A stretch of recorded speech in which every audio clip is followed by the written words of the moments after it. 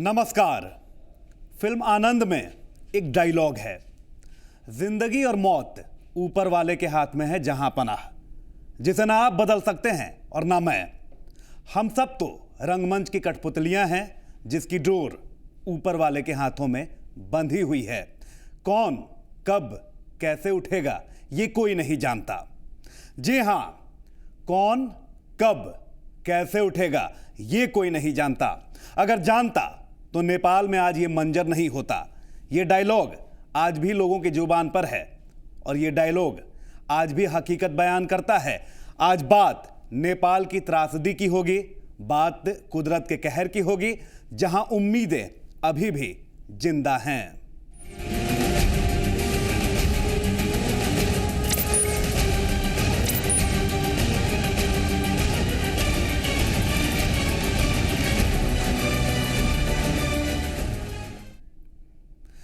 कुदरत का कहर नेपाल पर टूटा है। लोगों की आंखों में आंसू कम और खौफ ज्यादा है। खौफ इसलिए कि भूकंप के ये झटके अब भी आ रहे हैं। यहां के लोगों के घर तहस नहस हो चुके हैं, जिंदगियां बिखर चुकी हैं। तो फिर आगे का रास्ता किधर जाता है? पेश है ये खास रिपोर्ट। हिमालय की गोद में बसा नेपाल, जहां की प्राकृतिक छटा निराली। लोग यहां घूमने आते हैं, देखने आते हैं कुदरत की खूबसूरती को, कुदरत के करिश्मे को। लेकिन लगता है कि कुदरत को यह पसंद नहीं था, या फिर वो हम इंसानों से नाराज था। तभी तो 25 अप्रैल के दिन नेपाल पर टूटता है कुदरत का कहर।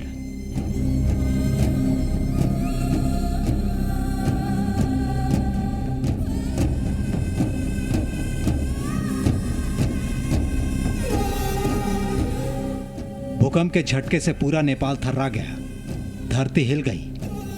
और जब धरती ही हिल जाए तो फिर हम इंसानों की क्या हस्ती। हम तो उस कुदरत की शक्ति के सामने बौने हैं, छोटे हैं। भले ही हम खुद की शेखी बगार लें, लेकिन जब उसकी ताकत चलती है, उसका कहर टूटता है, तो हमें हमारी शक्ति का एहसास होता है। एहसास होता है कि कितने छोटे हैं हम, कितने लाचार हैं हम, कितने बेबस हैं हम। लेकिन क्या करें, हम इंसान हैं। हमारे अंदर भावनाएं हैं, संवेदनाएं हैं। जब इस आपदा में अपने बिछड़ते हैं, अपने खो जाते हैं, अपने सो जाते हैं, तो दुख तो होगा, तकलीफ तो होगी। आखिर हमारे सीने में पत्थर नहीं बल्कि दिल है। दिल धड़कता है अपनों के लिए। दिल धड़कता है कि कहीं फिर से एक और त्रासदी ना आ जाए, हम फिर से किसी त्रासदी के शिकार ना हों। लेकिन कुदरत की मर्जी को कौन पहचाने, कौन जाने। उसके इरादों को समझना अभी तक हम इंसानों के बूते की बात नहीं। हमारा विज्ञान अभी तक ये नहीं बता सका है कि अगला भूकंप कब आएगा, अगली तबाही कब आएगी।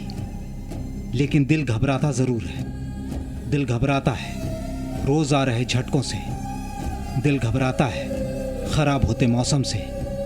फिर क्या करें? अपनी लाचारी पर रोएं, बर्बादी पर मातम मनाएं।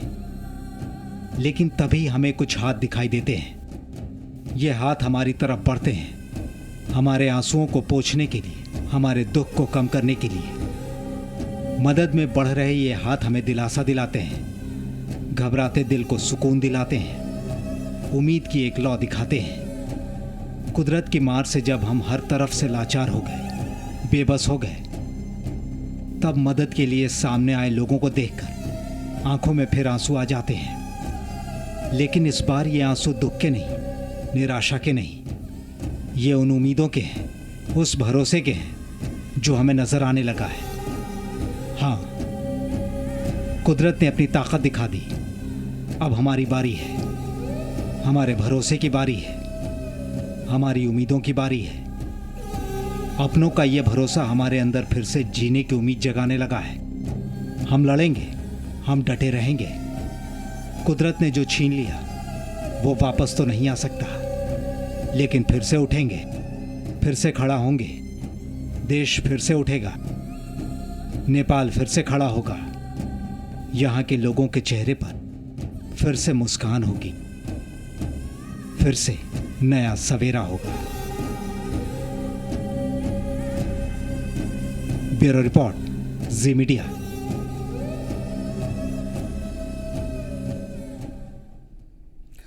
कहते हैं कि भगवान शिव की तीसरी आंख जब खुलती है तो फिर प्रलय आ जाता है। नेपाल में भी प्रलय नजर आया, लेकिन प्रलय के बीच अगर कुछ बचा रहा तो वो था पशुपतिनाथ का मंदिर। ये मंदिर आज भी खड़ा है, खड़े होकर चुनौती दे रहा है और लगता है कि भोले के आगे हार गया भूकंप। पच्चीस अप्रैल को धरती हिली, पूरा नेपाल हिल गया। हजारों घर पल भर में ही जमींदोज हो गए। जो घर के अंदर थे कई दब गए, लाखों बेघर हो गए।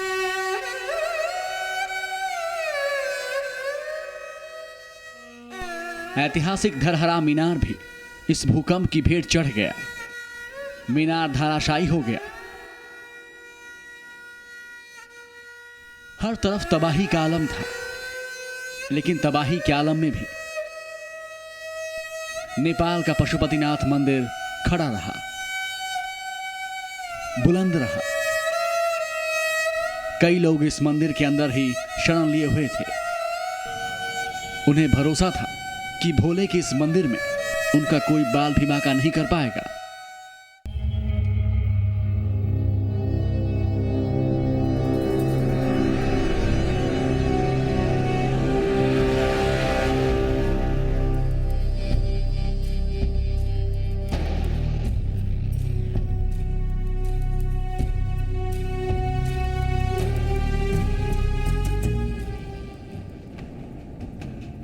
भोले, भगवान शंकर, देवों के देव महादेव।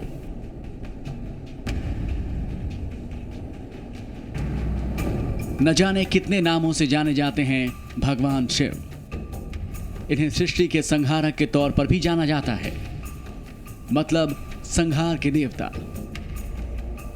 इसी संहार के देवता के मंदिर के सामने लोग अपना दम तोड़ते रहे। शहर उजड़ता रहा, घर बार उजड़ते रहे, परिवार बिछड़ते रहे,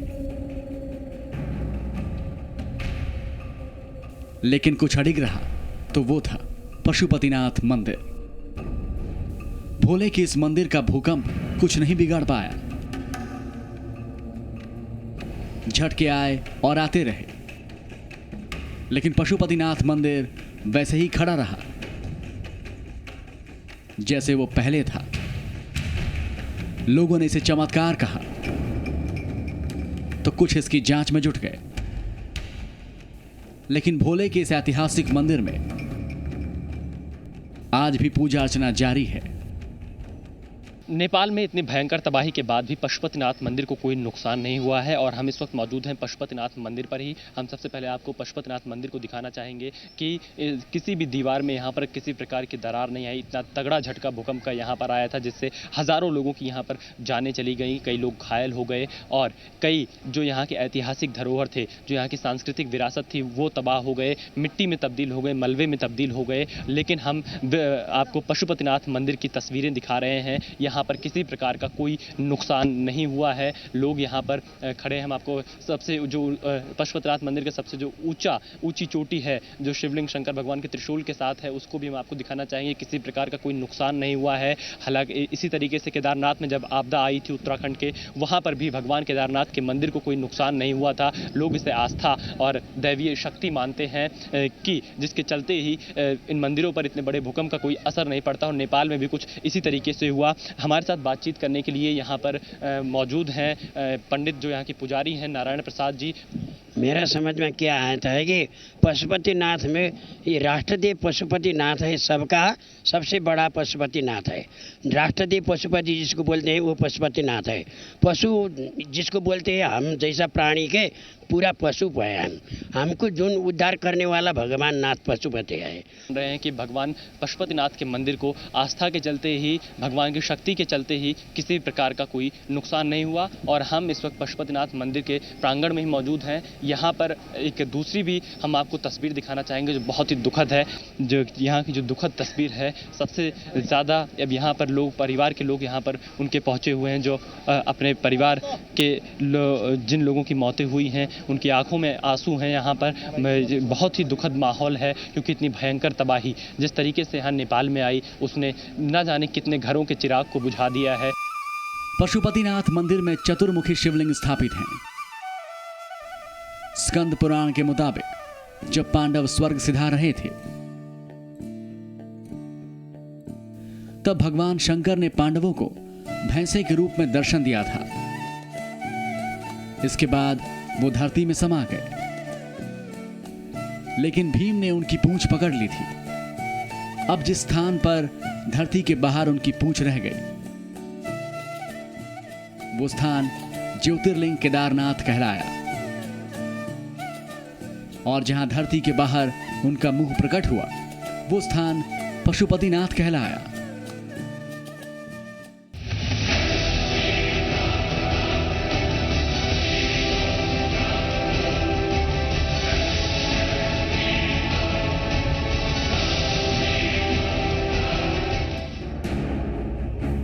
आपको याद होगा जून 2013 में उत्तराखंड में तबाही आई थी। तब भी केदारनाथ मंदिर को कोई नुकसान नहीं पहुंचा था। उस वक्त भी केदारनाथ मंदिर कितनी ही लोगों के लिए आश्रय स्थली बन गया था। कुछ ऐसा ही पशुपतिनाथ मंदिर के साथ भी दिखा। 7.9 की तीव्रता से आए भूकंप ने पूरे नेपाल में तबाही मचाई।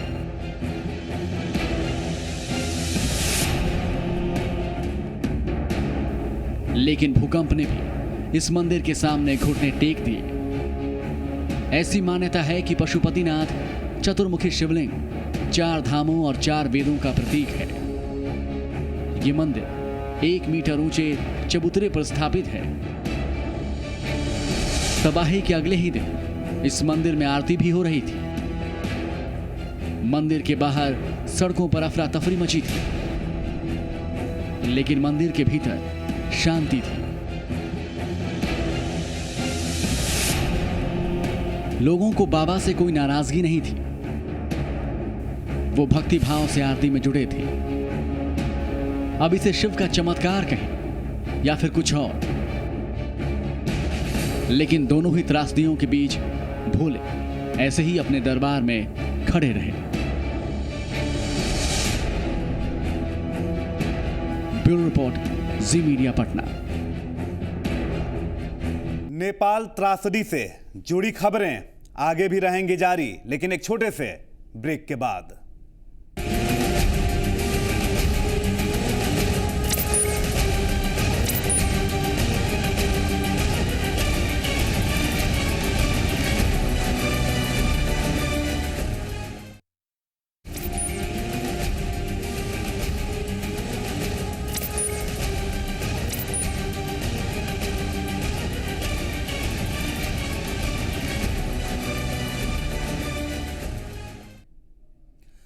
ब्रेक के बाद स्वागत है आपका। अपनी आंखों के सामने ही अपना आशियाना उजड़ते देखा है उन लोगों ने। अपनी आंखों के सामने अपनों को हमेशा के लिए बिछड़ते हुए देखा है। उस त्रासदी को झेला है, उस दर्द को महसूस किया है। उस भूकंप ने एक झटके में ही सब कुछ तहस नहस कर दिया।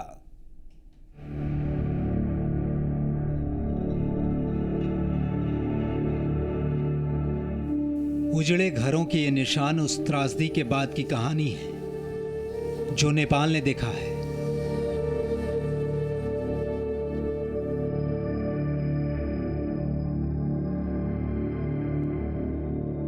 जिस जलजले को नेपाल ने झेला है, नेपाल तबाह हो चुका है। एक झटके में सब कुछ तहस नहस हो गया। हर तरफ लाशों के ढेर लगे हैं, टूटे घरों के मलबे पड़े हैं। इन मलबों के ढेर के बीच तलाश जारी है। तलाश है कि इस ढेर के नीचे कहीं सांस की कोई डोर न बाकी हो।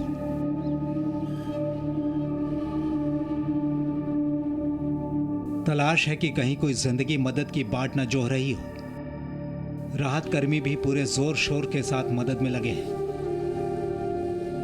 लोगों की तलाश जारी है। इन सब के बीच बर्बाद हुए नेपाल में अब लोग उठने लगे हैं, फिर से खड़ा होने लगे हैं। खड़ा हो रहे हैं कि जिंदगी अभी बाकी है। खड़ा हो रहे हैं कि सांसों की डोर अभी बाकी है। जिंदगी अब फिर से उठने लगी है, सड़कों पर उतरने लगी है, पटरी पर लौटने लगी है। आंखों में आंसू भी है, दिल में दर्द भी है, अपनों के बिछड़ने का गम भी है। लेकिन इसका एक दूसरा पहलू भी है। आंखों में उम्मीदें भी है, दिल में हौसला भी है। बचे अपनों के लिए जीना भी है, तो फिर क्यों ना खड़े हों। कुदरत के कहर ने अपना काम कर दिया।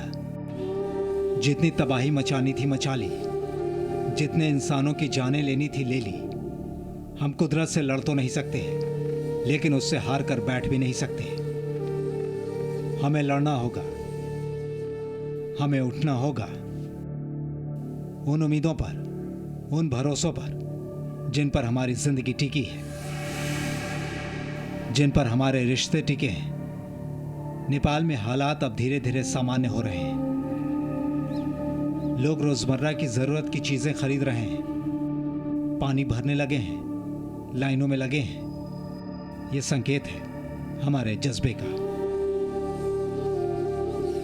इस वक्त हम लोग काठमांडू के सबसे बड़े सब्जी मंडी में हैं और इस सब्जी मंडी में सब्जियों की क्या प्राइस रेट है वो जानने के लिए हम पहुंचे हैं। यहाँ तमाम तरह की सब्जियां मिलती हैं और थोक बाजार का बहुत बड़ा बाजार है, काठमांडू का सबसे बड़ा बाजार है।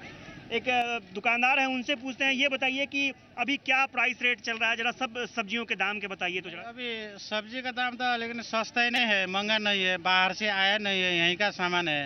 अभी बहुत सस्ता है। इंडिया से गाड़ी भी नहीं है, तो उधर से आया तो और सस्ता हो जाएगा। लेकिन स्टॉक सामान है ना, जितना स्टॉक सामान है वो अभी सस्ता बिक रहा है, लेकिन आदमी नहीं है काठमांडू में। आदमी काठमांडू से निकल गया है। अच्छा, क्या प्राइस रखा है आप लोगों ने सबसे सबका बताइए। रामतोरी है अभी 20-25 रुपए किलो बिक रहा है। ये लौका है, सब वही रेट 25-30 रुपए बिक रहा है। अभी टमाटर थोड़ा महंगा है, 50-60 रुपया केजी बिक रहा है।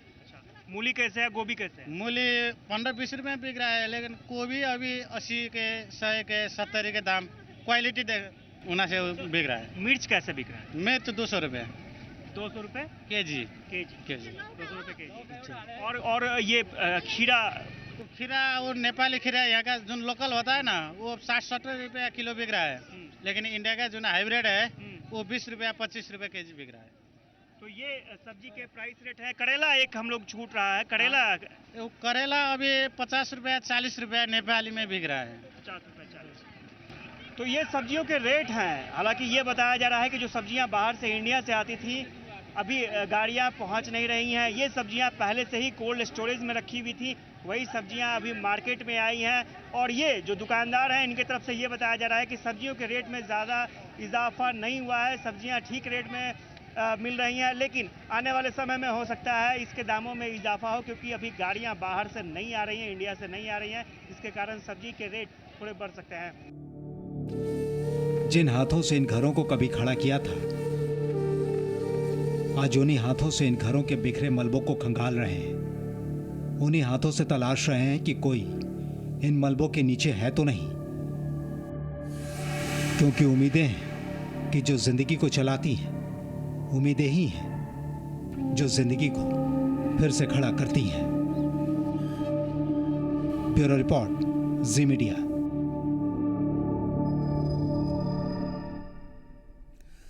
तबाही की अभी और भी हैं खबरें। फिलहाल वक्त हो चला है एक और छोटे से ब्रेक का।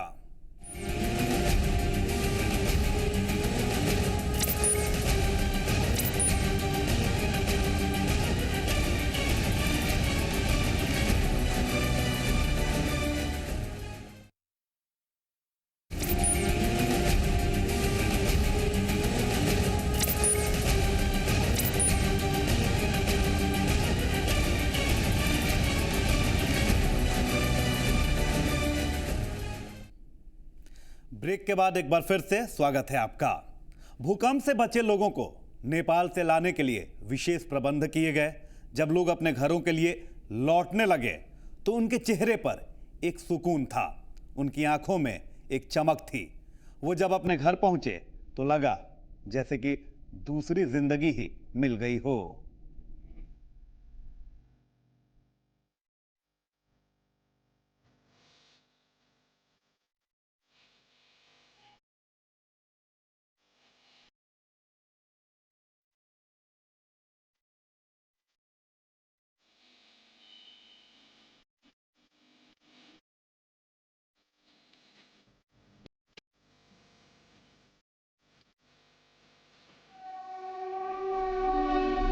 स्टेशन पर ट्रेन पहुंचने वाली है। ट्रेन के आने पर हर किसी को बेचैनी होती है,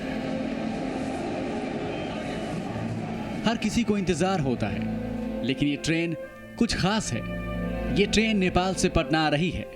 इस ट्रेन में सफर कर रहे वो लोग हैं जो भीषण तबाही को झेलकर बच निकले हैं। इस ट्रेन में सफर कर रहे वो लोग हैं जो अब नेपाल से अपने वतन वापस लौटने में कामयाब हो रहे हैं। ये ट्रेन उम्मीदों की ट्रेन है, राहत की ट्रेन है। हर यात्री की आंखों में कैद है वो खौफनाक मंजर जो 25 तारीख को इन आंखों में कैद हुए थे। दहशत भरे उन दिनों को भूलना मुश्किल है। भूकंप और मौसम की दोहरी मार ने लोगों के अंदर खौफ पैदा कर दिया था। हर किसी का दिल बैठ जा रहा था। घर वापसी की जल्दी थी, अपने परिजनों से मिलने की बेचैनी थी। सरकार मदद के लिए सामने आती है। जिन लोगों के पास पैसे नहीं थे उन्हें भी इस ट्रेन में जगह मिली। हम वहाँ भूकंप आया था, 3 दिन तक रोड पर हम लोग सोए थे। हम लोग सोचे कि अब हम लोग का जान नहीं बचेगा वहाँ पर, तो हम लोग काठमांडू में एयरपोर्ट आए थे। और एयरपोर्ट आए तो हम लोग को एक पैसा नहीं लगा। हम 29-30 आदमी हमारा ग्रुप है, वहाँ से आए। सब आदमी को बस ट्रेन में बैठा दिया। दिल्ली से बहुत अच्छा से आए, बहुत अच्छा से आए। एक पैसा नहीं लगा, खाने का, सोने के, रहने का। इसका इमरजेंसी हो गया तो इसका दवा भी और डॉक्टर। अगर कोई रास्ते में बीमार पड़ गया तो उसके इलाज के लिए डॉक्टर्स के भी इंतजाम थे। किसी को भूख लगे तो उसके लिए खाने के भी पर्याप्त इंतजामात थे। हर तरह की तैयारी थी। हम काठमांडू से आए, दिल्ली में जो उतरते मतलब कि प्लेन से आए हैं। पैसा वैसा कुछ नहीं लगा है। फिर यहाँ वीरगंज में भी बहुत व्यवस्था हुआ है, अच्छा से व्यवस्था हुआ है, खान पीन हर चीज का। और हम बीमार भी पड़ गए थे, डॉक्टर सब आ गया था। ट्रेन जैसे ही स्टेशन पर पहुंची, नेपाल से अपने घर पहुंचे लोगों को राहत मिली। यात्रियों के परिजन एक दूसरे से मिलकर काफी खुश हुए। उनके चेहरे पर यह खुशी साफ झलक रही थी। खुशी थी जिंदा बच निकले उस तबाही से जिसने हजारों जिंदगियां छीन ली। ब्यूरो रिपोर्ट, जी मीडिया, पटना। भूकंप की इस त्रासदी में हम सब लोग नेपाल के साथ खड़े हैं। नेपाल के लोगों का दर्द हमारा दर्द है। जरूरत है प्रभावितों के साथ खड़े रहने की, डटे रहने की। अगर कुछ आंखों से भी हम आंसू पोंछ सकें तो ये हमारे लिए खुशी की बात होगी। इसी के साथ दीजिए इजाजत। नमस्कार।